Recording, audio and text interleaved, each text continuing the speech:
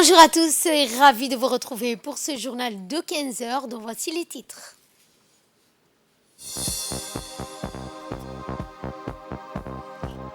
Le chef de l'État Ismaël Omar Guelleh a reçu aujourd'hui la directrice générale de l'Académie africaine de l'intelligence digitale.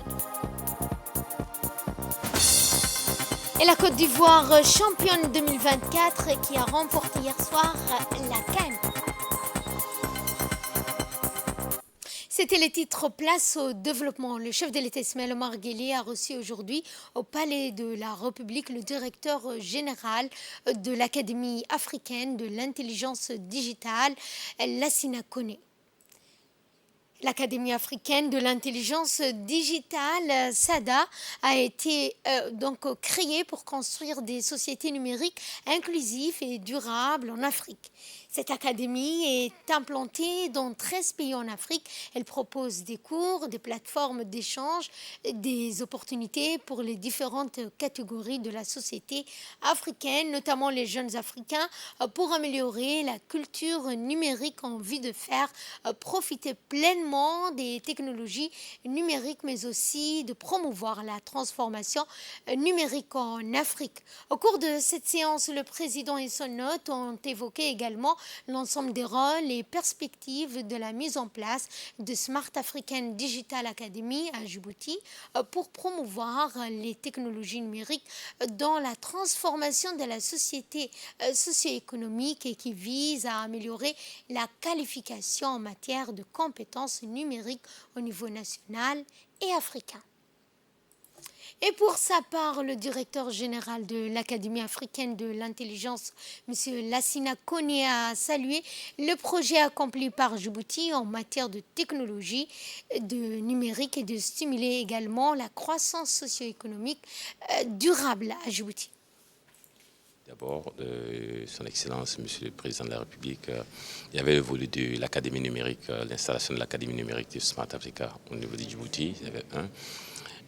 Deuxièmement, il y avait aussi dans l'ensemble l'écosystème de l'économie numérique qui est dirigé par Madame la ministre, ma sœur, la ministre Mariam, les évolutions, les avancées qui ont été faites avec l'existence de tous les jalons de l'écosystème, que ce soit le fonds souverain, que ce soit la régulation, que ce soit par exemple l'agence d'identité numérique et tout ça, comment tout cela doit fonctionner ensemble. Alors ce que nous constatons, c'est que Djibouti a tous les éléments nécessaires aujourd'hui pour le succès d'un écosystème, une industrie de l'économie numérique et pouvoir positionner le pays comme un acteur principal et incontournable d'ailleurs sur le continent. Il ne s'agit pas de voir Djibouti comme un pays de population d'1 million, mais le Djibouti a le potentiel de servir toute la population de Komessa qui fait pratiquement 380 millions avec l'infrastructure et le positionnement stratégique.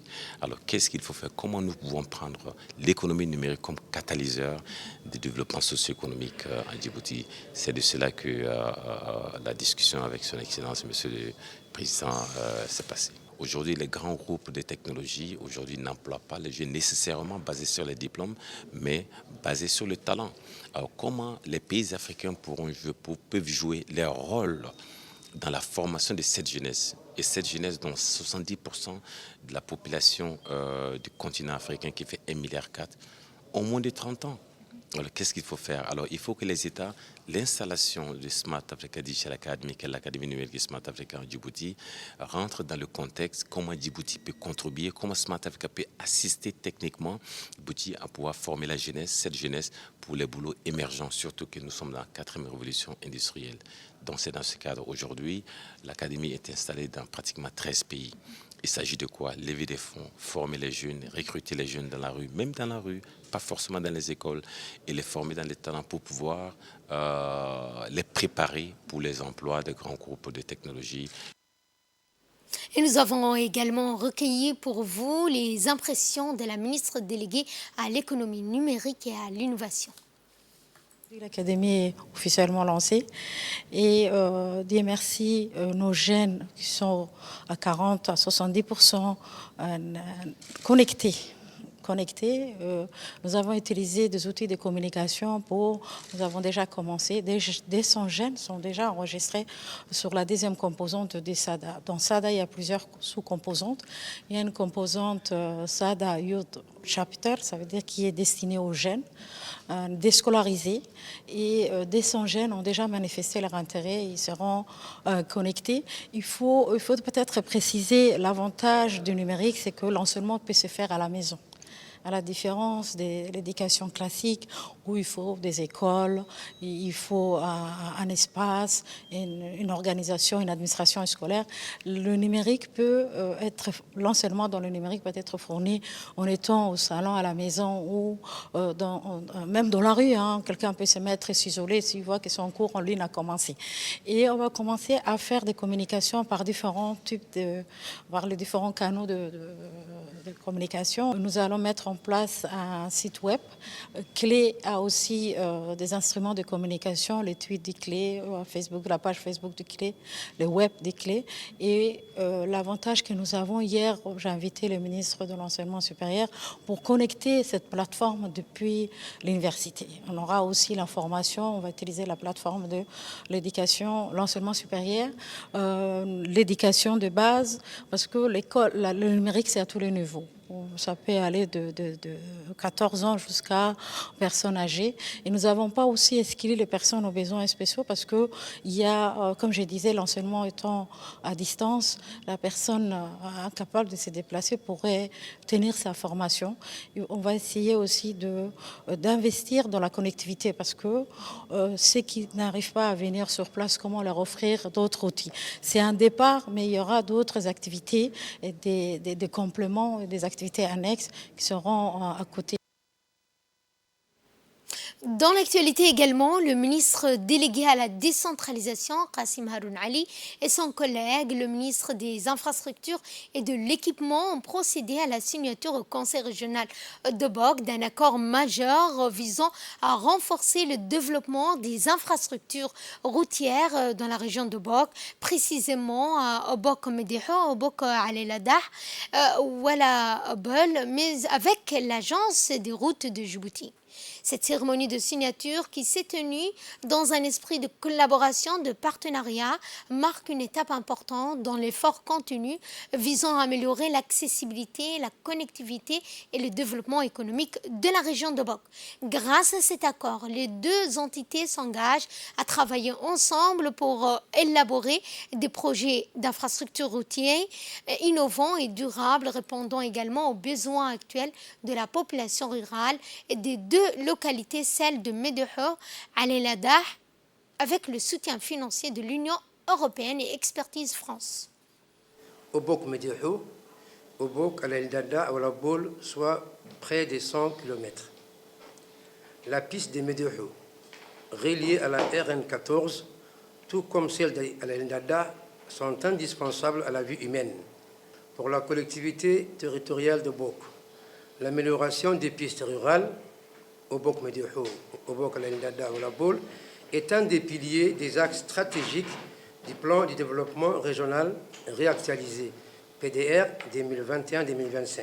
À ce jour, Médého et Aleladah, malgré leur potentialité, souffrent de la problématique liée à l'accès. La question des désenclavements est une priorité inscrite dans la droite ligne de la politique de développement du gouvernement, impulsée par le président de la République, chef de gouvernement, son Excellence Ismaël Omar Guelleh. Dans ce projet, le Conseil régional de Boc prévoit de mettre à disposition des communautés riveraines des outillages pour entretenir les pistes après chaque passage des crues. J'invite donc les habitants de Médého et Aleladah de s'impliquer activement dans ces travaux et travailler main dans la main avec les agents techniques de l'ADR. Pour terminer, je me permets de remercier les hommes politiques de ma région pour leur précieux appui et conseil, en premier lieu desquels je cite le Premier ministre, son Excellence Abdelkader Kamil Mohamed, et les ministres délégués chargés de la centralisation et ministre des régions, son Excellence Qassim Haroun Ali. Je n'oublie pas de remercier l'Union européenne et notre partenaire d'exécution Expertise France pour la mise à disposition du fonds d'investissement ADIL. Et les ministres présents à cette cérémonie ont exprimé leur soutien à cette initiative et ont souligné l'importance de cette collaboration pour le développement régional. Pour plus ample explication, nous allons donc commencer par les explications du ministre des Transports. Aujourd'hui, nous nous sommes réunis dans cette salle pour participer à la signature de la convention relative à la réhabilitation de 2 pistes rurales dans la région d'Obok entre le conseil régional d'Obok et de l'ADR.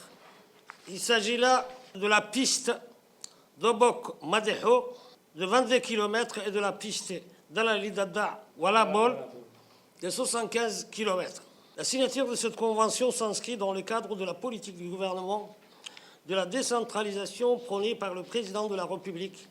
Eh bien, l'amélioration de ces infrastructures routières permettra non seulement de désenclaver la région, mais aussi de développer son économie. Aussi, il convient de souligner qu'il s'agit là d'une réponse aux doléances formulées par les populations de la région d'Obok lors du déplacement du président en 2020, dont elle souhaitait vivement obtenir satisfaction.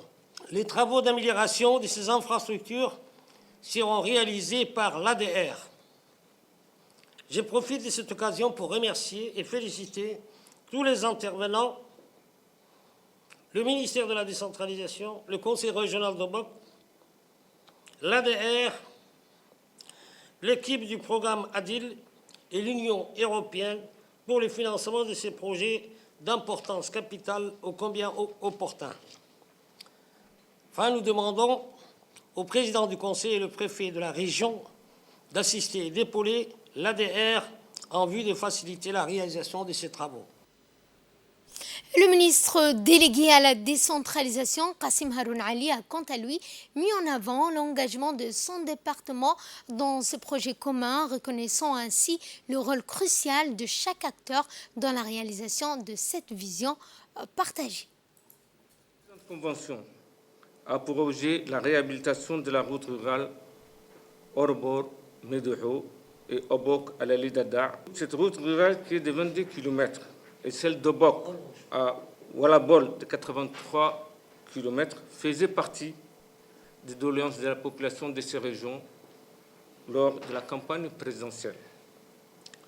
La réhabilitation de ces pistes rurales répond à la politique nationale prônée par le président de la République, son Excellence M. Ismaïl Omar Guelleh, qui consiste à désenclaver les localités rurales situées dans l'arrière-pays et à promouvoir le développement d'un réseau routier d'interconnexion qui couvre l'intégralité des territoires. Ces pistes rurales étaient dans une situation de dégradation avancée et cette réhabilitation permettra la libre circulation des biens et des personnes. Concernant Medeho, les doléances de la population portaient sur 3 points. Outre la réhabilitation de la piste, l'installation d'un pylône pour la couverture du réseau téléphonique et la réalisation d'un forage. Ces 3 doléances de la région ont été acceptées. La construction du forage était liée à la réhabilitation de la piste. Dans un proche avenir, Medeho aura également son propre forage. Quant à la sous-préfecture de l'Alidada, la population s'est plaignée des problèmes d'accès. Aujourd'hui, la présente convention mettra fin à cette problématique de l'Alidada. Sera accessible par la piste centrale qui est longue de 75 km par rapport à la piste côtière distante de 130 km. De plus, la coopérative agricole de cette contrée a bénéficié d'un projet d'appui par le Conseil régional d'Obok dans le cadre du programme ADIL. Avant de clore mon intervention, j'exhorte la population de ces 2 localités de s'approprier le projet et de travailler en étroite collaboration avec l'ADR. Et nous avons également recueilli pour vous cette réaction du chef de programme de l'ADIL, M. Thibaut Gobry. On a assisté à une cérémonie de signature d'une convention entre l'Agence djiboutienne des routes et le Conseil régional d'Obok concernant la réhabilitation de 2 pistes rurales, la piste Orobor-Medeho et Obok-Alalidada-Walabol. C'est un événement dont on peut tous se réjouir parce que c'est la première fois qu'une collectivité djiboutienne signe un partenariat avec l'Agence djiboutienne des routes. Donc à travers le programme ADIL de l'Union européenne et les financements que l'Union européenne octroie aux collectivités, la région d'Obok a choisi d'utiliser une partie de ces fonds pour répondre à des doléances qui étaient très fortement exprimées par ces populations, pour réhabiliter ces deux pistes. Et ce qui va permettre vraiment de désenclaver les localités de Médéo et de Alalidada, qui est quand même une sous-préfecture. Ce sont des attentes fortes de la part des populations de ces deux localités. C'est un véritable engagement de la part du Conseil régional d'Obok et on ne peut que les féliciter. Je remercie également les équipes de l'ADR qui ont fait un travail remarquable dans la préparation des études et qui vont dès à présent travailler sur cette réhabilitation. J'en profite aussi pour féliciter l'équipe d'Expertise France qui a accompagné le Conseil régional dans cette mission-là. Et véritablement, cette réhabilitation va permettre d'offrir davantage de services aux populations de ces deux localités, en termes d'accès pour les ambulances, pour les soins, pour l'approvisionnement en eau, en vivres. Donc vraiment, c'était deux priorités de Médéo et d'Alalidada qui ont été entendues par le Conseil régional d'Obok et je tiens à les féliciter. Et nous, c'est avec les fonds de l'Union européenne, Expertise France, c'est un grand plaisir de pouvoir accompagner cette initiative-là qui, je le répète, est une première ici à Djibouti où qu'une collectivité puisse s'engager avec l'ADR à travers ces financements. Le ministère de la Jeunesse et de la Culture a répondu de manière proactive à l'appel de l'association Assad en lançant officiellement la formation au permis de conduire de catégorie B et C. Cette cérémonie empreinte de promesses a eu lieu hier dimanche au CCC d'Ali Sabié avec le lancement officiel de la formation de permis de conduire de catégorie B et C pour 40 jeunes de la région. Cette initiative, répondant également aux aspirations de la jeunesse locale, vise à autonomiser les jeunes d'Ali Sabié en leur offrant une opportunité concrète d'acquérir des compétences essentielles dans le monde professionnel en harmonie avec la politique du département de développement des régions.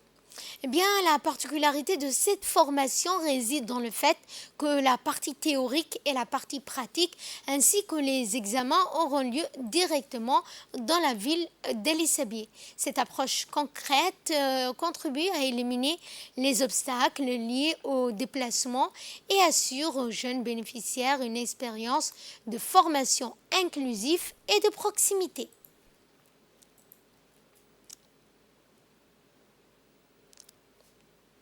Chers participants et participantes de la formation du permis de conduire BIC, c'est un immense plaisir pour moi de participer à cette cérémonie de lancement de la formation pour le permis de conduire pour des catégories BIC pour les jeunes d'Ali Sabié. Cette initiative est une opportunité pour les jeunes d'Ali Sabié. Cette initiative a été une réponse donnée par le ministère de la Jeunesse et de la Culture par le biais de l'association A7 qui nous a formulé une demande du financement de 40 jeunes au permis B ici. Je tiens ici à remercier la ministre de la Jeunesse et de la Culture, son Excellence Dr Ibou Moumin Assoui, qui a répondu à l'appel de l'association A7 en finançant ce projet. Et les responsables locaux de cette région ont pris la parole, à commencer par la préfète qui a exprimé son enthousiasme quant à cette initiative, soulignant son importance pour l'autonomisation et l'employabilité des jeunes de la région. Autre réaction, personnes qui ont pris la parole, c'est l'honorable député de la région, qui a salué bien l'initiative de la ministre de la Jeunesse et de la Culture pour cette action ciblée en faveur du développement des compétences des jeunes.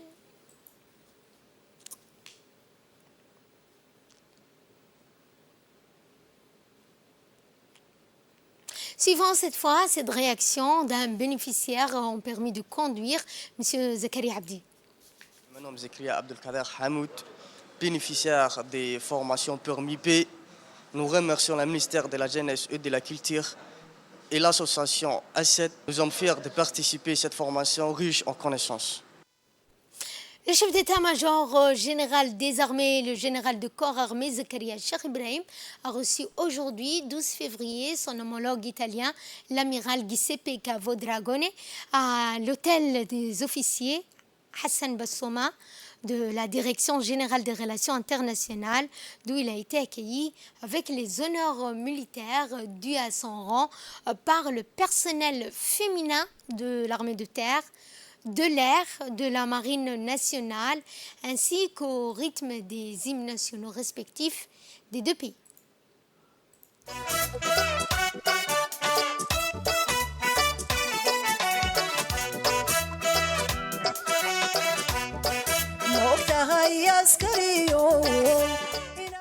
Cette réunion de courtoisie entre les deux personnalités s'inscrit dans le cadre de relations bilatérales entre les deux pays.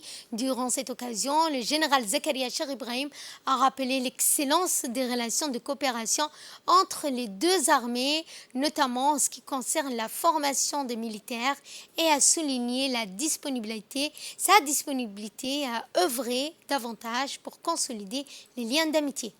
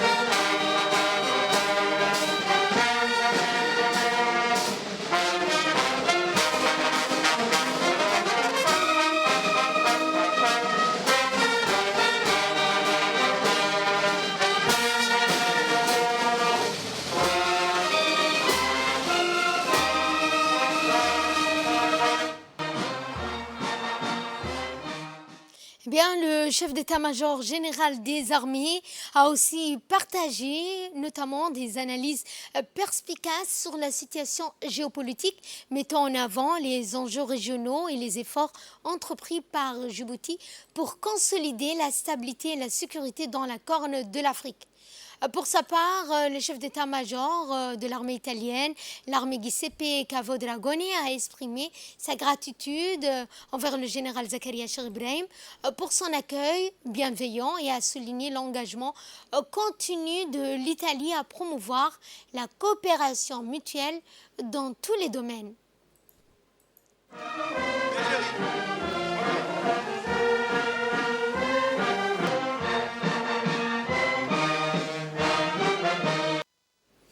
Direction d'Ikilu, où dans le cadre du projet intitulé « Atténuer l'impact de la sécheresse pour les communautés pastorales et agro-pastorales ».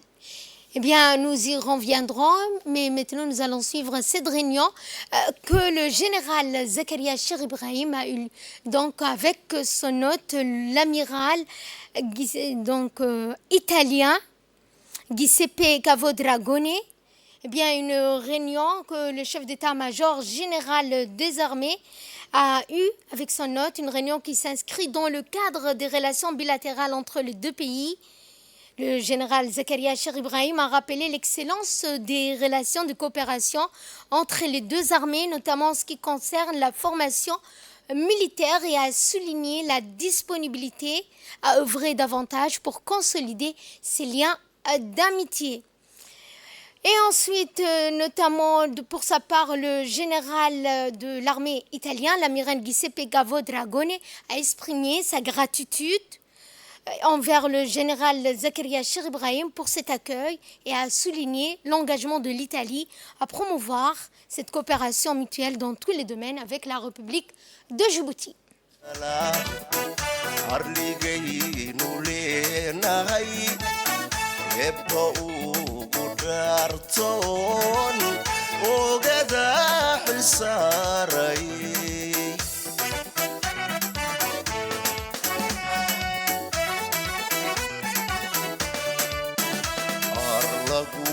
أنا هيتير لير كذا أنا هي عاديقة هادمتانا هي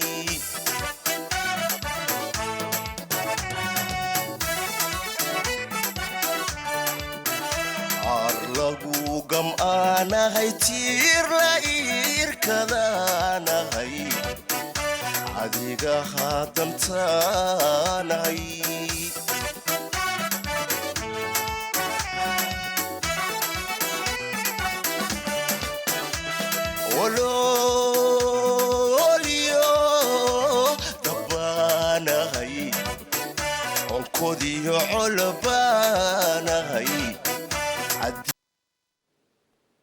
Dans le reste de l'actualité, nous allons cette fois à Dikil, où dans le cadre du projet intitulé l'impact de la sécheresse pour les communautés pastorales et agro-pastorales les plus vulnérables à Djibouti, au Kenya et en Ouganda, financé par le gouvernement japonais et mis en œuvre par le FAO, qui vise à apporter une assistance aux communautés pastorales et agro-pastorales les plus vulnérables confrontées à la sécheresse. Cette initiative vise également à fournir des fonds en espèces ainsi que des aliments de haute qualité pour le bétail aux agro-pastoraux dans les 5 régions de l'intérieur du pays.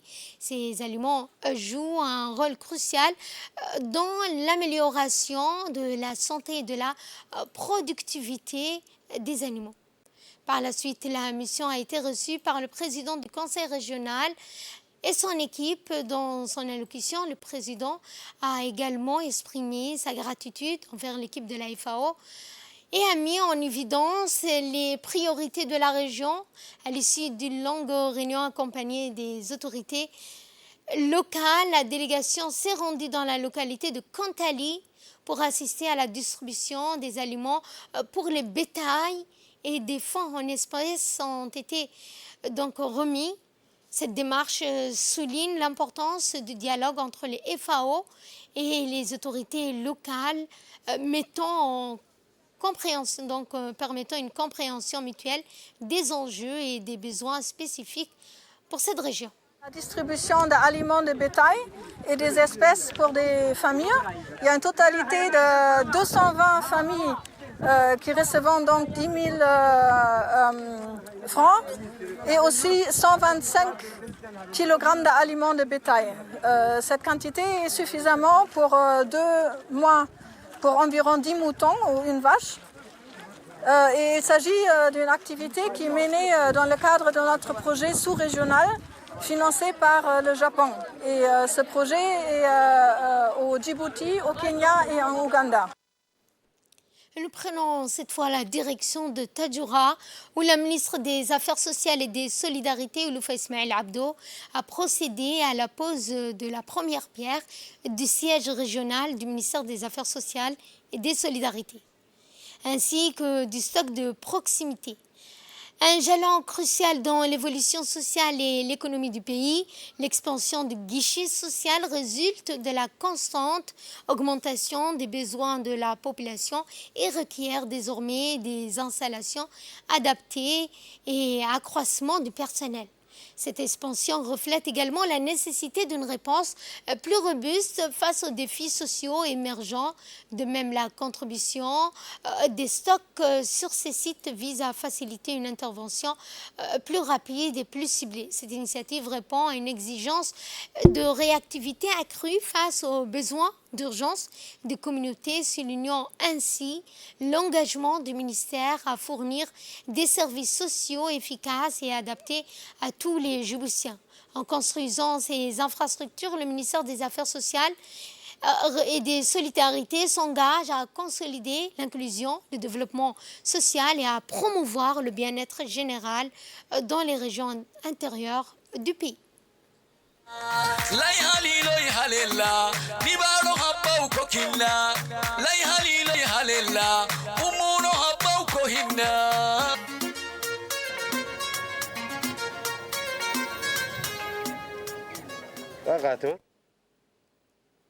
Et dans leurs interventions respectives, le chef du village de Tadjoura, Ahmed Barkhat Siraj, le parlementaire et le préfet de Tadjoura ont tour à tour félicité et remercié la ministre des Affaires sociales et des Solidarités pour cette noble initiative. Le but étant d'intervenir rapidement dans toute la région et d'aider les populations les plus nécessiteuses à travers ce guichet social. Cette initiative vise également à rapprocher les services sociaux essentiels des populations vivant dans les zones les plus reculées, garantissant ainsi un accès facile aux ressources du ministère des Affaires sociales et des Solidarités. Cette étape marque également un engagement fort donc envers l'équité sociale, la promotion et le développement durable à travers le territoire djiboutien. Eh bien, les bureaux du MAS qui fourniront des services adéquats en ce qui concerne bien le stock de proximité. Il s'agit de munir les régions de l'intérieur d'un stock de denrées alimentaires de première nécessité afin de pallier aux différentes catastrophes ou calamités.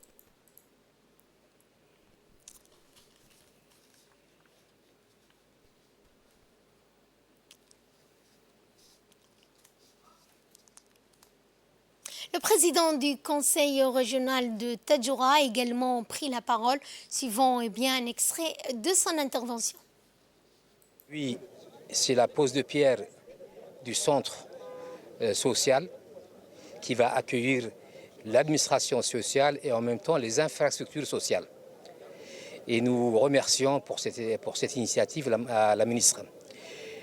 Deuxièmement, on va aussi sillonner les périphériques de Tadjoura et d'autres régions que vous n'avez pas sillonnées aussi restent.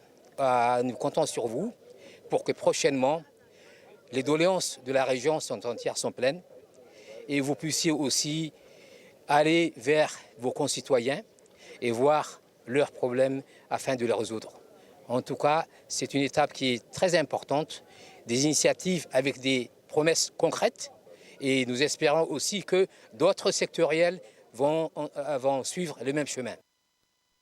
Et à l'issue de cette pause de pierre, la ministre des Affaires sociales et des Solidarités, Olofa Ismaël Abdo, a dit quelques mots.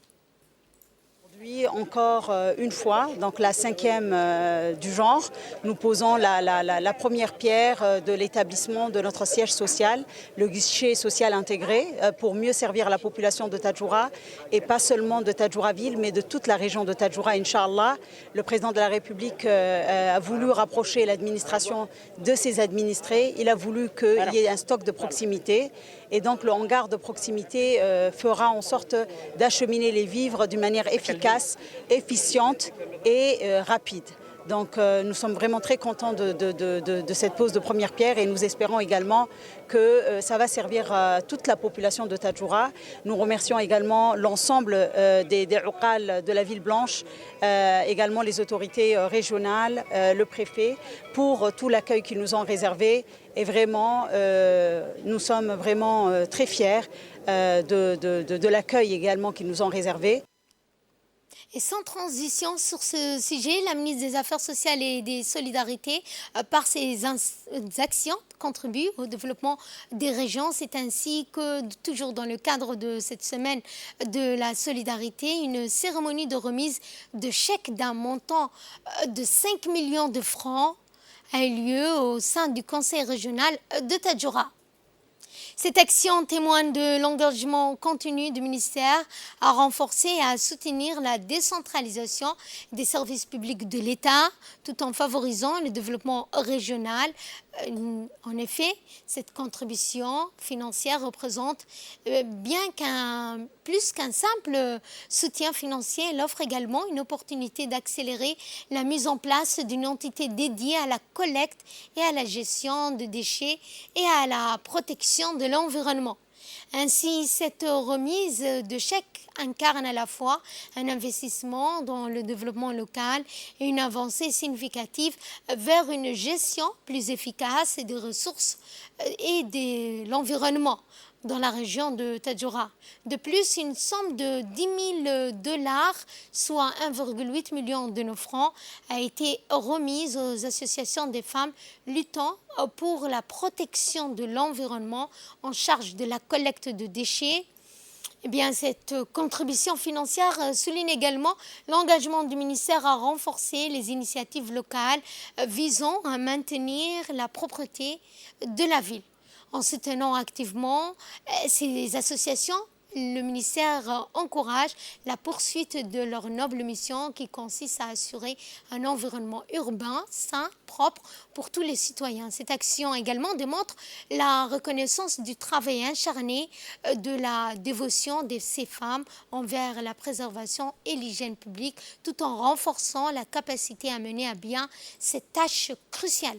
Un investissement dans ces initiatives communautaires, eh bien, le ministère contribue non seulement à l'amélioration de la qualité de vie des habitants, mais aussi à la promotion d'une culture de responsabilité environnementale, de citoyenneté active au sein de la société djiboutienne.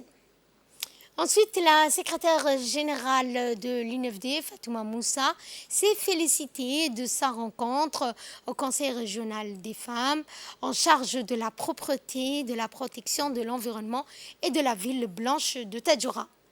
Elle a également adressé les salutations de la Première Dame et présidente de l'UNFD à toutes les femmes de la région de Tadjoura. La secrétaire générale a poursuivi ses propos en remerciant toutes les femmes présentes pour leur accueil et hospitalité dans la ville blanche. Elle a indiqué que le ministère, notamment la ministre Loufa Ismail Abdo, achevait sa tournée des régions en cette semaine de la solidarité, que Tadjoura avait été choisie comme dernière destination. Quant à la maire adjointe de la ville de Djibouti, Mme Fatouma Kamil, une des femmes leaders de la ville blanche, Aïcha Abou Bakr, toutes ces deux natives de la région ont félicité, et notamment ces femmes qui travaillaient nuit et jour dans la collecte de gestion de déchets des ordures ménagères. D'ailleurs, elles ont indiqué que ces femmes travaillaient volontairement dans ce domaine et que la ministre des Affaires sociales et des Solidarités avait particulièrement félicité leur initiative, raison pour lesquelles 3 d'entre elles seront choisies et montreront l'exemple aux autres voiries des régions de l'intérieur du pays. Et cette fois, suivant l'intervention de la ministre des Affaires sociales et des Solidarités, Mme Loufa Ismail Abdo. Propre.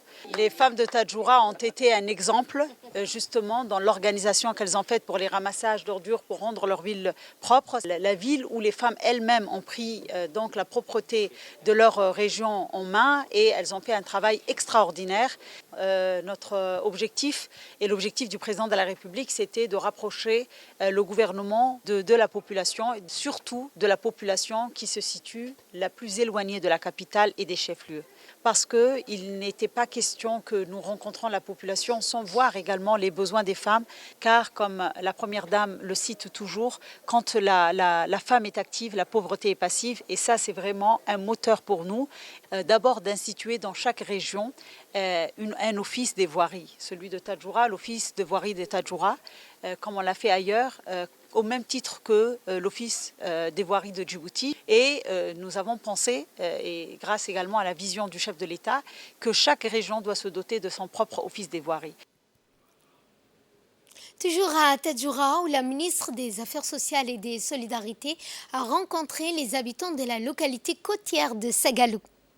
En dehors des chefs-lieux, Sagalou est la 11e et dernière localité qui a accueilli la ministre Loufa Ismail Abdo, ses équipes et toute la caravane de la solidarité. Une ambiance des grands jours régnait sur le site de la cérémonie. Je vous propose de suivre.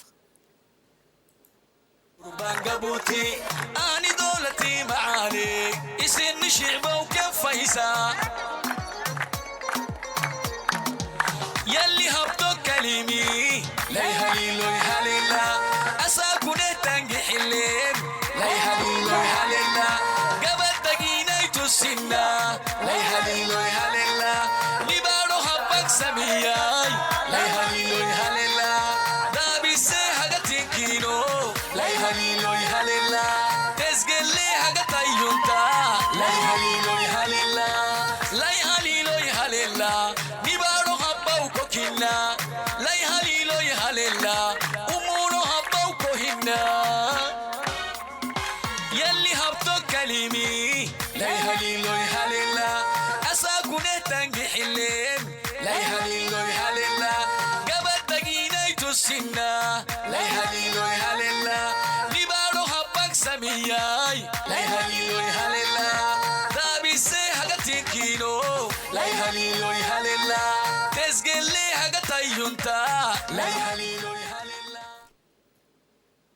Dans leurs interventions respectives, le président du Conseil, M. Omar Hussein, le préfet Mohamed Ahmed Abbas ont exhorté la population de Sagalou à soumettre leurs doléances et leurs besoins à la ministre des Affaires sociales et des Solidarités, Loufa Ismail Abdo, qui est à Sagalou aujourd'hui, ont-ils indiqué, pour s'enquérir de la situation.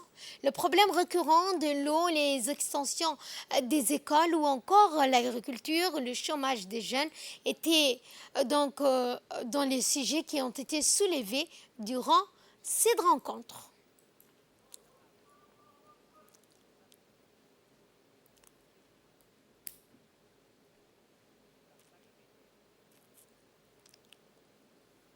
Il est l'heure à présent de retrouver l'appel de la prière d'Al-Asr et nous y reviendrons à Sagalou pour les doléances de la population.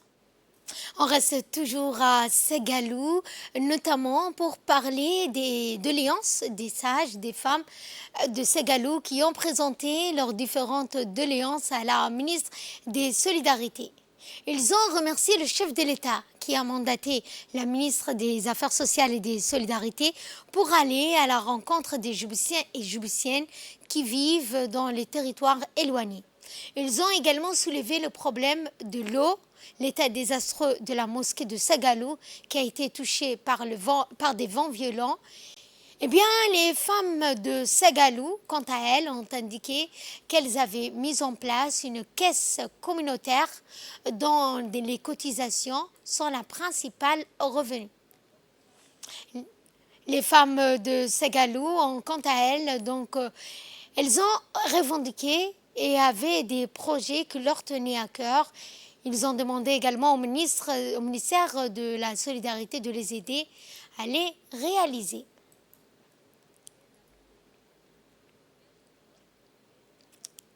Répondant aux doléances de la population, la ministre des Affaires sociales et des Solidarités notamment a écouté certaines doléances, celles des jeunes de la région de Sagalou. Notre fondation, en 2016, nous avons œuvré sans relâche pour le bien-être de notre communauté en concentrant nos efforts sur des fronts cruciaux. L'environnement et le développement social dans la région de Tadjoura, plus précisément dans la localité de Lac Assal et de Sagalou. Nous avons organisé diverses initiatives visant à préserver plutôt notre environnement et à soutenir le progrès social. Nos actions ont inclus des journées de nettoyage et de collecte des déchets à Lac Assal et le long des côtes de Sagalou, ainsi que des iftars pendant les mois de bénis du Ramadan, notamment la construction d'une clôture pour l'école fondamentale de Sagalou afin de garantir un environnement d'apprentissage sécurisé. Grâce au soutien généreux des partenaires tels que la force française stationnée à Djibouti, FFDJ, nous avons pu réaliser ces actions et bien d'autres. Permettez-moi de vous remercier tous d'être venus ici. J'aimerais bien remercier Monsieur le Président de la République, Ismaël Omar Guelleh, ainsi que la Première Dame, Madame Khadra Mahmoud Had. Je tiens énormément saluer à remercier Madame la Ministre de la Solidarité. Merci amplement de nous avoir honorés aujourd'hui ici à Sagalou. En tant que jeune de Sagalou, permettez-moi de vous dire le point essentiel de la jeunesse. Les jeunes constituent une force vive, agissant pour le bon commun et leur énergie, lorsqu'ils ont la possibilité d'exercer leurs droits, leur permet de susciter des changements positifs. Comme vous voyez, Sagalou est en manque de développement, car à Sagalou, le jeune n'est pas un centre de développement communautaire qui est le CDC à leur disposition. Bien que c'est là, on a toujours demandé à n'importe qui, mais Inch'Allah, on souhaite avoir. En tant que la jeunesse, nous n'avons pas cessé de demander, c'est vraiment primordial pour nous car le CDC. Ici à Sagalou, comme vous le voyez, nous n'avons pas un terrain qui est le gazon. Malgré cela, nous jouons aux poussières et plusieurs d'entre nous sont souvent blessés. Nous, en tant que jeunesse de Sagalou, comme on est en association montante de la jeunesse, debout de l'avenir de Sagalou, nous avons cotisé une somme de 500 000. Nous avons toujours envie de réaliser notre projet, bien sûr, avec vous, Madame la Ministre de la Solidarité. Parce que c'est vraiment la gentillesse, la détermination de nous avoir honorés. J'espère que vous serez reconnus par Dieu, Inch'Allah. Suivons cette fois l'intervention de la ministre des Affaires sociales et de Solidarité qui s'est donc exprimée en ces termes. Je vais un peu énoncer le PNSF.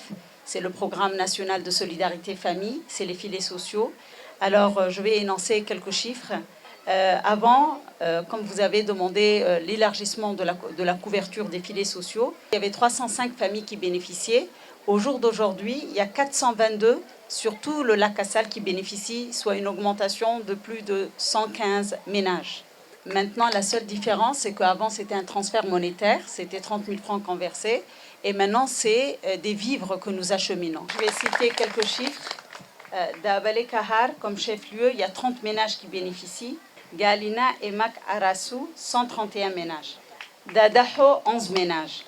Garanle, 48 ménages. Itki Village, 48 ménages. Ouaata Djoura, 37 ménages. Adalou Forage, 69 ménages. Et Sagalou, 48 ménages. Inch'Allah, à chaque fois qu'il y aura de nouveaux programmes, nous allons également essayer de les élargir. Bientôt, c'est le mois de Ramadan et on va également augmenter cette quantité pour ce mois béni.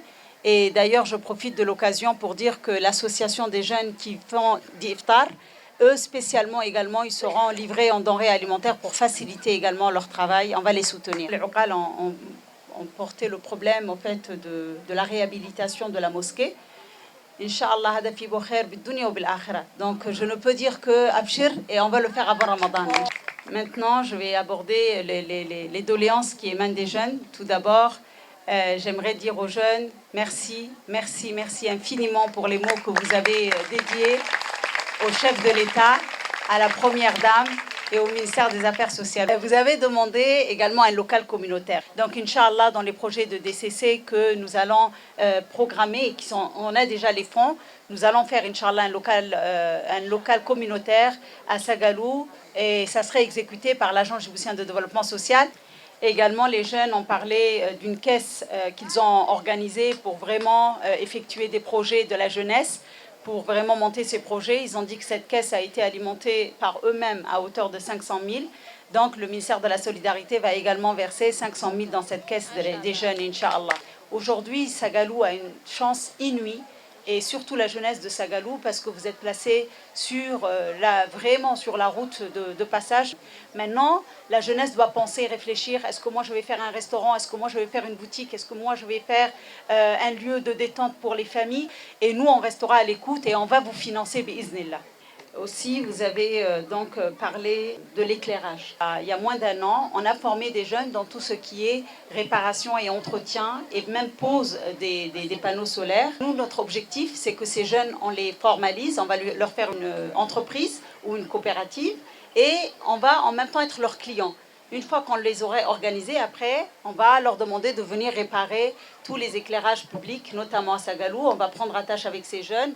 Pour Sagalou, vous avez 2 groupes de 15 femmes. Donc, vous avez demandé un élargissement, une augmentation pour la caisse et un élargissement de nombre de groupes. Donc, Inch'Allah, on va augmenter déjà le nombre de groupes pour commencer. Pour la caisse, de toute manière, au fur et à mesure que vous allez évoluer, la DDS sait à quel moment elle va injecter. Et après sa rencontre avec les habitants de Sagalou, la ministre des Solidarités, accompagnée des parlementaires de la région, de la secrétaire générale de l'UNFD, qui a inauguré l'atelier de production artisanale sur le site de Sagalou. À son arrivée, la ministre a été accueillie chaleureusement par les populations vivant à Sagalou. Et bien, après avoir coupé le ruban inaugural, un atelier de couture et de broderie pour les jeunes femmes de ce village que la ministre a donc visité, qui ont d'ailleurs reçu des attestations de fin de formation des mains des officiels présents. La responsable de cet atelier, Mme Mariam Kako, a remercié et félicité la ministre des Solidarités, la secrétaire générale de l'UNFD, pour avoir inauguré ce local et remercié l'UNFD pour avoir formé les jeunes filles. Ces dernières seront d'ailleurs les premières jeunes filles à exercer dans cet atelier. Dans l'actualité internationale, cette fois, nous allons parler sport. La Côte d'Ivoire au sommet du foot africain. Les éléphants ont remporté hier, dimanche, la 34e édition de la CAN face au Nigeria, battu 1 but à 2, un sacre quasi inédit. Tant le parcours du pays hôte dans la compétition n'a pas été une partie de plaisir. En face du groupe, les Ivoiriens n'avaient d'ailleurs plus leur destin en main. Au nombre de coupes, notamment les coups durs qu'ont traversé cette équipe, la défaite 0-4 face à la Guinée équatoriale, simple incident de parcours désormais, puisque les éléphants viennent de gagner leur 3e étoile continentale. C'est la fin de ce journal. Merci à vous de l'avoir suivi. Excellent après-midi à toutes et à tous.